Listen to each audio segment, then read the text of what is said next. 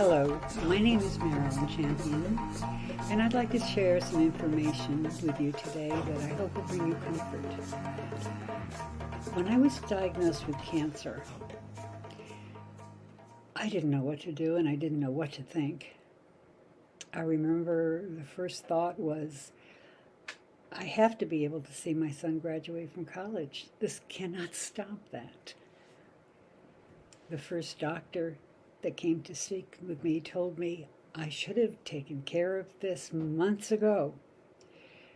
And the problem was I had put off taking care of my body because I was in the middle of a very brutal divorce and I wanted that over with.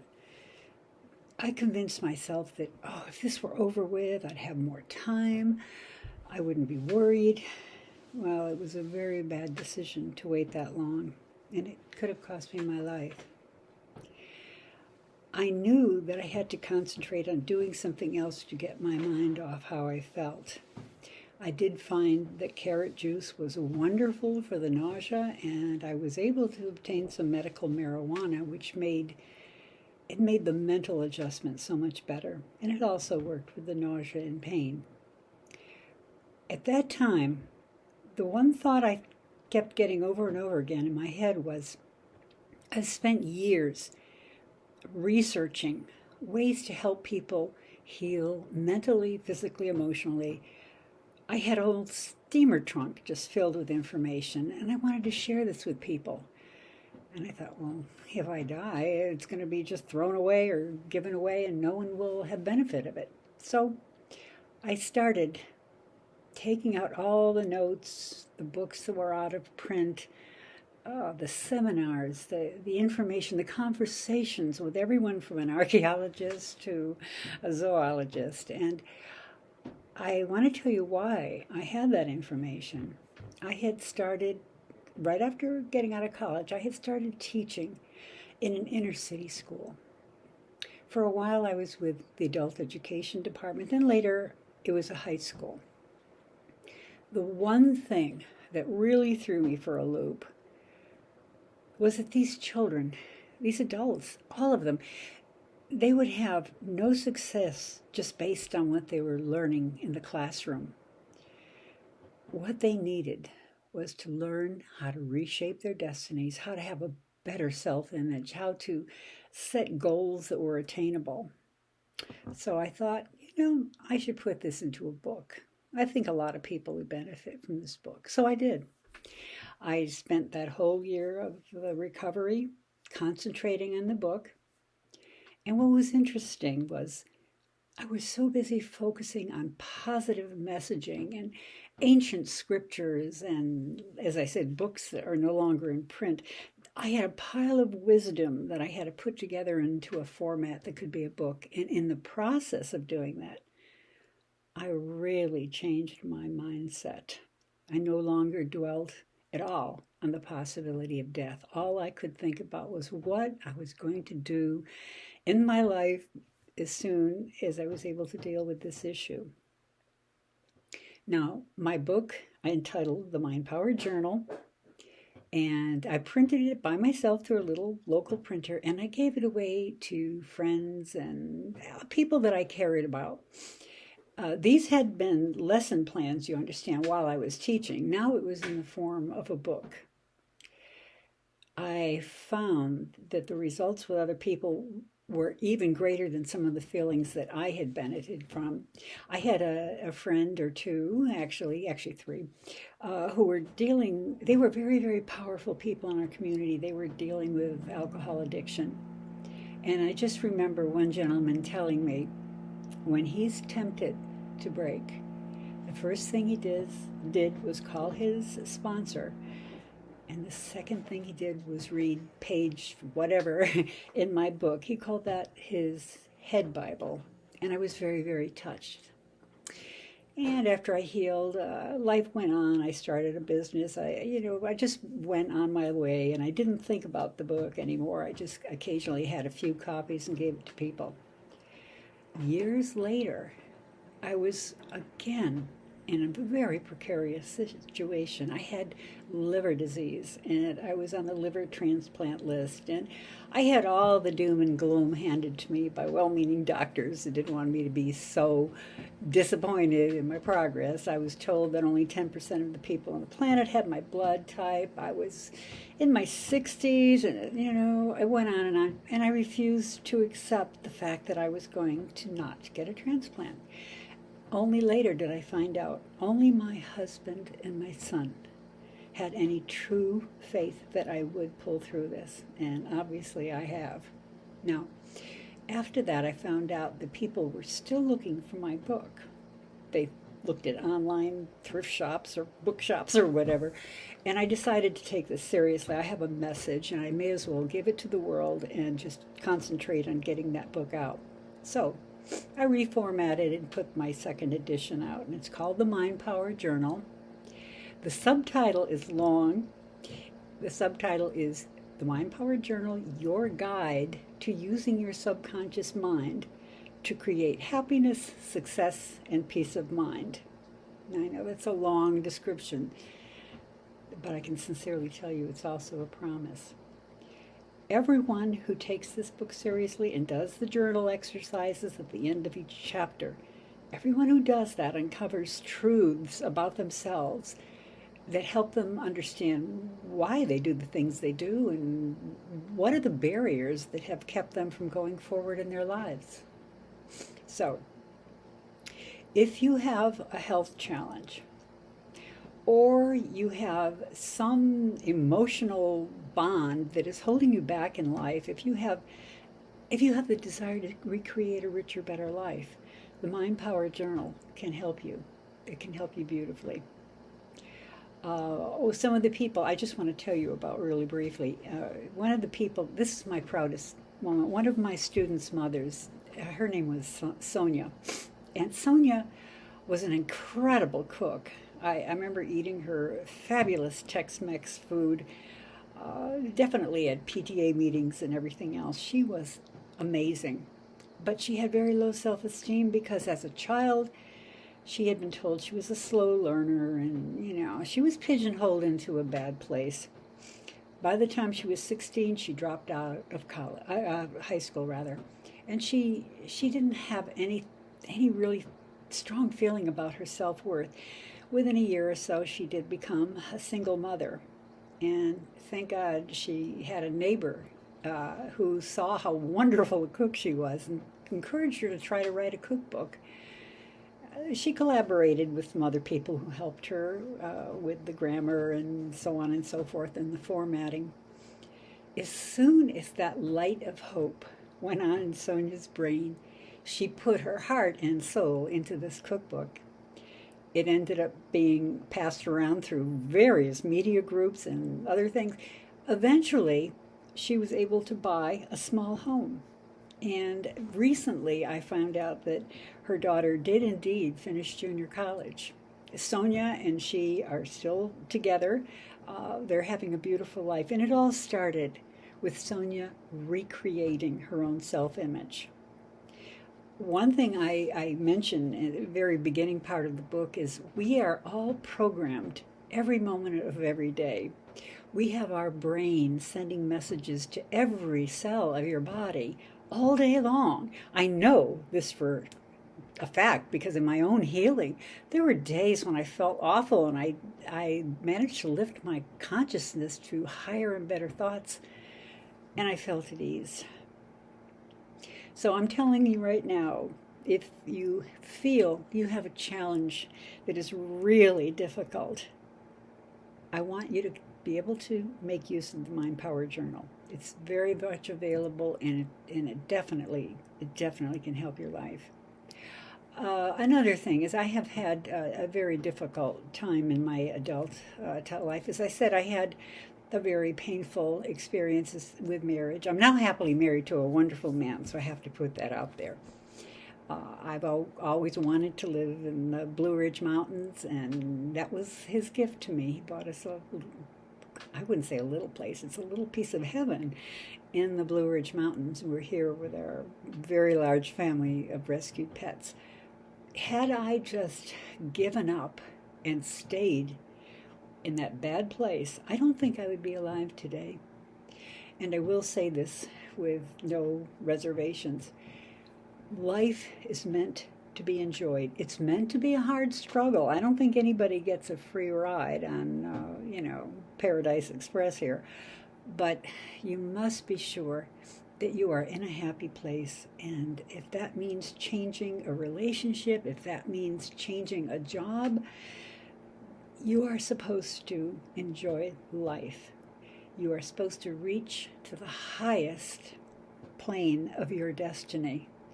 And I don't mean P-L-A-I-N. I mean, a destiny, a sense of looking forward to life, a sense of expectation. Some people get to a certain point in their life where they're settled, and that's it. There are no new challenges. There are no new tasks to learn. You must not stay in that place. And I find this a lot with other retired people. Being retired doesn't mean you have to just sit on the sofa all day and watch TV. It means you have time to not only develop the hobbies and the interests that you never had a chance to do earlier, but you also have a chance to give back. This is what I feel I'm doing with this book. I'm not the greatest, computers scare me, to be honest with you. I don't know what's going to happen one day to the next. Am I going to delete something? But I've dealt with that, and I have younger people who can help me with that. But my goal is to just share this message of hope with everyone who's in a dark place. As I said, it doesn't matter whether it's a physical problem, if it's an emotional problem. You can do wonders with your life when you put your mind to it. See, the subconscious mind is like the bully that lives inside our head. The conscious mind is where you're, actually making decisions and planning things and trying to make the best decisions in life. But the subconscious mind can be a real bully. And it's programmed from things that happen from birth. I think we are programmed before we're born. I really do. I see that with my son. I became a single mother when I was 3 months pregnant with him, and there was a trauma at one point where the doctor didn't even believe my baby was still alive, and I remember them making an appointment for a saline abortion to get rid of the demise, and it was a foggy time in my life, but I never believed for a minute that was true, and I went to 2 other doctors. Finally, one of them said I had been so upset by what happened that my baby felt somehow or experienced that, and that's why they couldn't hear his heartbeat for a couple weeks.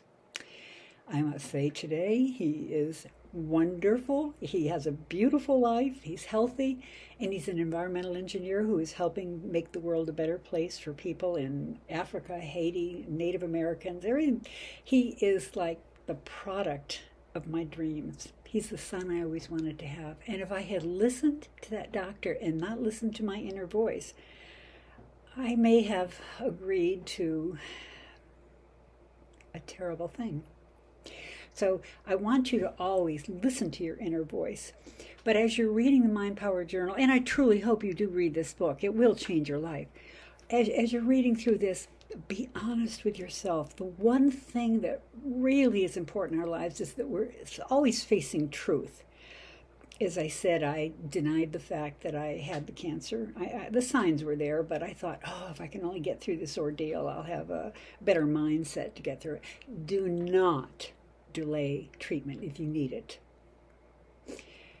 If there's anything more important than that, be sure you're honest with your doctor about your symptoms or anything that's happening.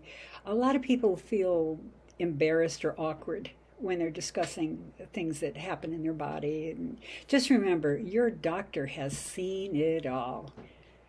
Thank you very much for the time of listening to this. I really hope that I can send you some messages of hope and well-being. Life is the most precious gift. So why don't you try and make the best of it? Starting today, hold on to one beautiful thought. Make that thought real in your life. Color the image. Take pictures of what it is you want. If you want to live somewhere, take pictures of that.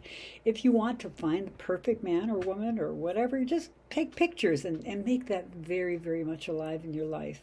because you have the potential inside you that is mind-boggling.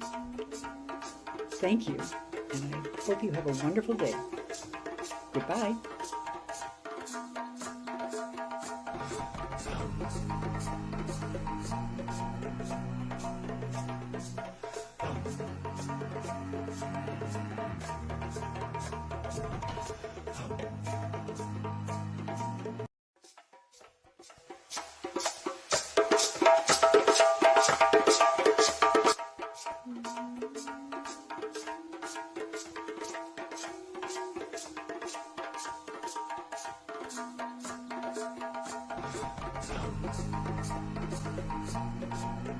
When I got the call, I didn't know how I felt, but I knew enough to spring into action. We headed to Johns Hopkins for some testing. And of course, the testing was grueling in itself because we live about 2 hours from Johns Hopkins, and with 2 small children at home, I had 2 hours up and 2 hours back every day for all my tests. And the not knowing, I knew, of course, right from the beginning. They told me, Vicki, you've got cancer. So it was just a matter of deciding what to do about all of that, what kind of cancer you have, and how much, and so forth. So the not knowing and the driving back and forth, knowing you have the responsibility of these 2 young children at home, that was rough. That was rough. And then finally the day comes and they say, okay, we've got the answers. Or at least that's what I thought that they were saying. They seemed excited because they called me as a response from my sending the x-rays right away. And I headed to Johns Hopkins for my tests. I had to do a lot of tests to make a decision as to what was going on. And eventually, after the tests, I was told I was going to be seeing the best doctor in Johns Hopkins, and they were going to tell me, okay, Vicki, this is what's going on with you. Because, it had been 2 hours up and back to Johns Hopkins for quite some time now, and I really wanted to know, let's get to the bottom of this. And we were funneled into a small room. And my mother and my husband were to my left. And the doctor was standing in front of me. And he was going on and on and on, and I was almost, not hearing him, and he just was going on. He was saying how he had consulted all of these doctors in Johns Hopkins and so on and so forth. And then my eyes snapped to attention, because then he said, well, I've consulted all these doctors and we're all in agreement. I'm sorry, you need to go home and get your affairs in order. I was totally taken aback. I had no clue that that's what he was going to say. The Vicki that walked in the room that day, she died right then and there on the spot. And the Vicki that you see before you today, I leapt up.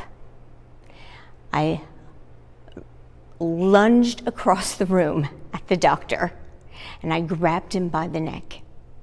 And I said, you say how you consulted all of these other doctors, but you didn't consult me. What about what I want? What about me? I'm going to be the one. I'm going to make it. I don't care what you cut off me. I don't care what you stick in me. I am going to make it. I'm a mom. I was so upset, and then I realized my hands were on somebody else, and I backed off, and the room was really quiet. and my mom and husband were just crying silently to my left, and it seemed like it went on forever, but it really wasn't a long time at all. And the doctor, he looked up at me, and he looked at me for the first time, really, and he said, "How about we try chemotherapy?" Now, I'm not promising anything, but we'll try that first and see how you do. Is that okay with you? And I said, okay. Now, he knew something then that I didn't know, that I would probably die of congestive heart failure, because I did have cancer riddled through my mediastinum area. But he didn't know my tenacity, and he didn't know the love I had for my children. And I knew one thing that day. I might not have known a lot about cancer, but I knew one thing, and that was nobody, absolutely nobody, was going to raise those children except me.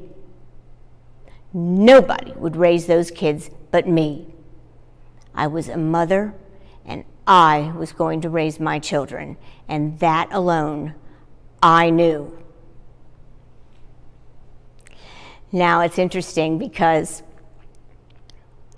I was in Hopkins maybe about a day or so after that diagnosis, and I ran into the doctor that had done all those tests that I talked about, that I had gone back and forth. And you know, what was interesting is, now here's a doctor that I had built a rapport with, that I had seen for the past 2 months, and he and I had bonded. We had bonded over our children.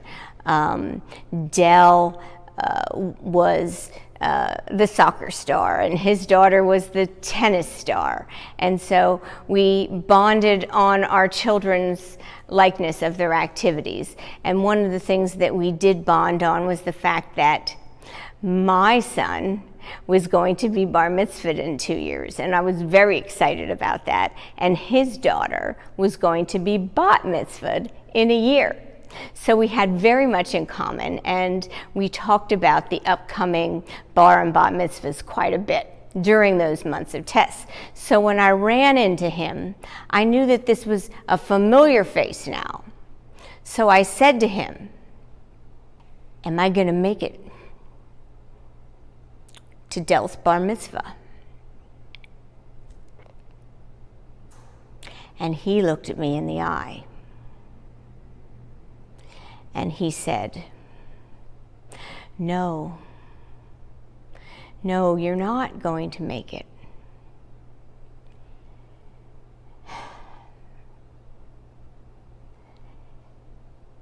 And I didn't say anything, and I turned and walked away. And I didn't tell anybody that I had run into him that day or what I had said.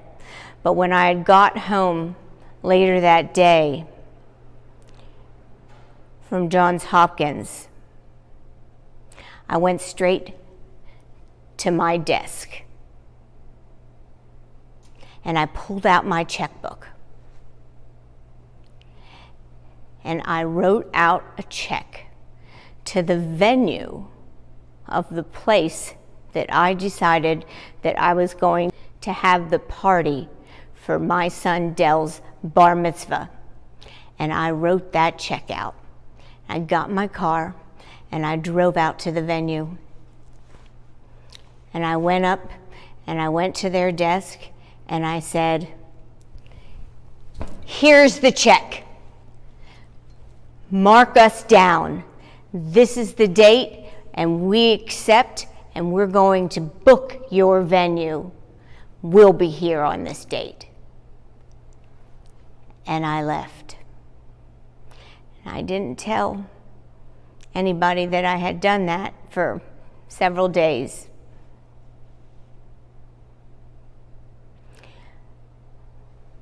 And I don't know why I did that, but I just knew there was no way I wasn't going to be at that bar mitzvah. And you know what's another kind of interesting fact is when I was at that bar mitzvah, as I said that I would be, those years later,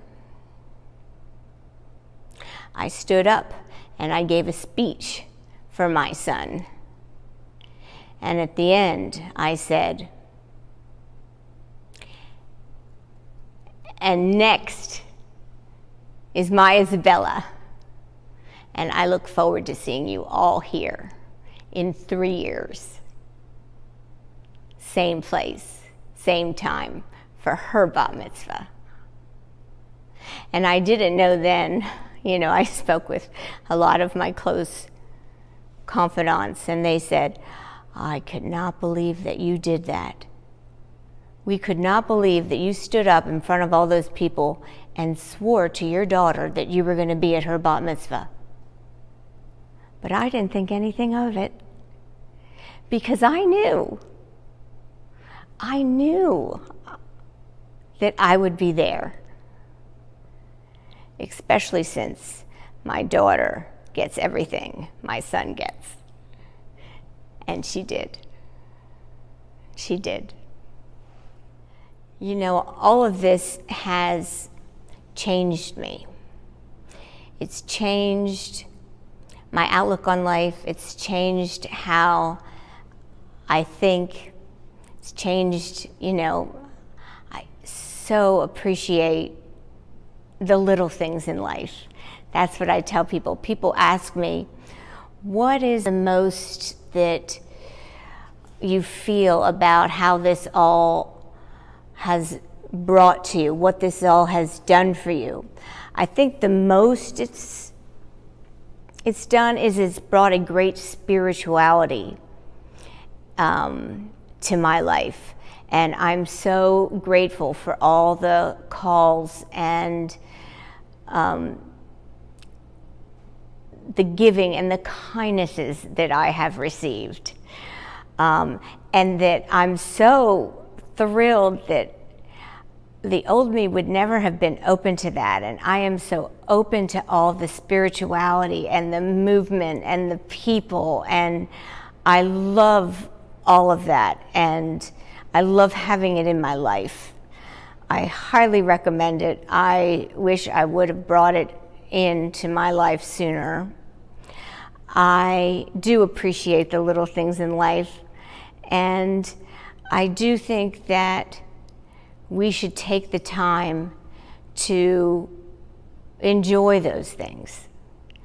But also, I made a promise to God, and this was that if I could raise my children, that I would help women. And so I needed to think how I was going to do that because it was so important to me. And now my youngest, Isabella, she's leaving off for college, so I'm going to be an empty nester. And how can I keep this amazing gift? Because the greatest gift that I have ever been given is the gift of being a mother and the gift of raising my children. And I thank God for that every day. Every day. So what can we do? I'm doing a couple things. I'm developing a cancer course, and it's my way of giving back. What I realized was that when I started writing my book, I Am the One, that I never looked back in my cancer journey. And when I did look back in my cancer journey, I realized that fighting cancer really wasn't my hardest task. Fighting to get treatment for cancer has been one of my most difficult tasks. And so I've developed this course to help people with that very problem that I had, because I don't want anybody going into treatment weak. I want you to be able to go into treatment with all positive feelings and all strength, and to be able to have all your wits about you so that you can tackle this beast cancer with the best of your ability. And hopefully some of the things that I'll teach you, you'll be able to do that, because I'm going to teach about getting around all the insurance issues that I had. I'm going to teach how do you tell your kids when you have cancer? I mean, who thinks to do that? These are not classes that are out there today. How do you find your doctor? And challenge that status quo so that you find the doctor that is best suited for you. I am always a proponent of following your own instincts, and that is something that we'll discuss in the course. The importance of being able to follow your own instincts and trust in yourself, and trust in the decisions that you're going to make so that you can tackle this beast cancer. And I call my cancer course, There's More to Cancer Than the Diagnosis, because to me that makes the most sense, because that's what I learned. There was so much more than the diagnosis. And in learning those things, I have also decided that I would set up a movement. And I started a movement this year. And my movement is really twofold. It's to help women in healthcare, and it's to tackle a lot of these things that we've been talking about today, the injustices of women in healthcare, the things that I'm going to be talking about in my course about insurance and health manners and so forth. But the importance of the movement is to get women to follow their own instincts when it comes to their health care, to trust in their judgment. And I'm asking people to sign in on my website, IamTheOne.com. I have a sign-up sheet for the movement.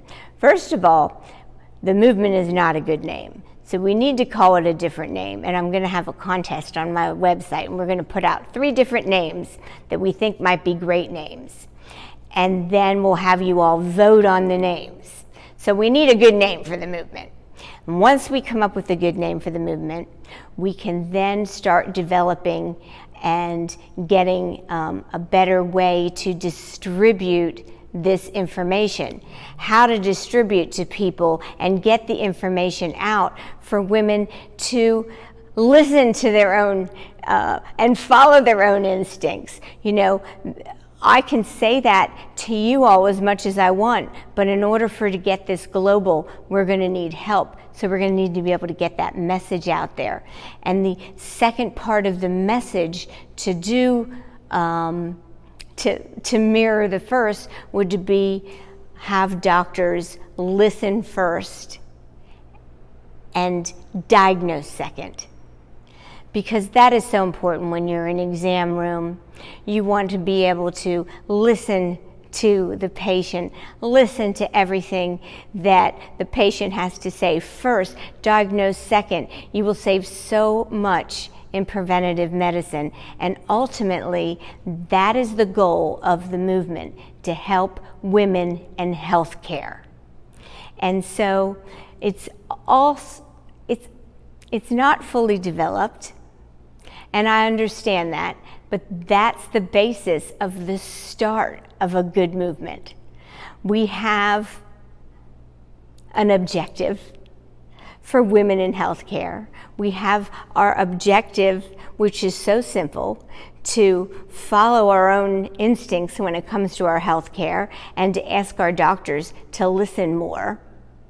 So we have those objectives, and we need to come up with a name, and we need more help. So we can have a start. It's the creation of a beginning. And I hope that my story gives you an example of how one woman, one little 5-foot woman like myself, how I could be the only woman today with my aggressive form of cancer alive today. How is that? But it can be done. And together, if everybody just has a little bit of tenacity, go home and say you want to love your children just a little bit more. Go home and say, you saw this Vicky Zarkin, and you're going to do better at home. You want a better life for yourself, because I didn't struggle and I didn't get here for you not to. Go home and say, you're going to sign up for my movement. Go home and do something. Make a change. Because when I died and I was reborn, I take advantage of every day. So I'm asking, take advantage of your days, because time is short and we have a lot to do. And being happy, I think, is one of them. Thank you.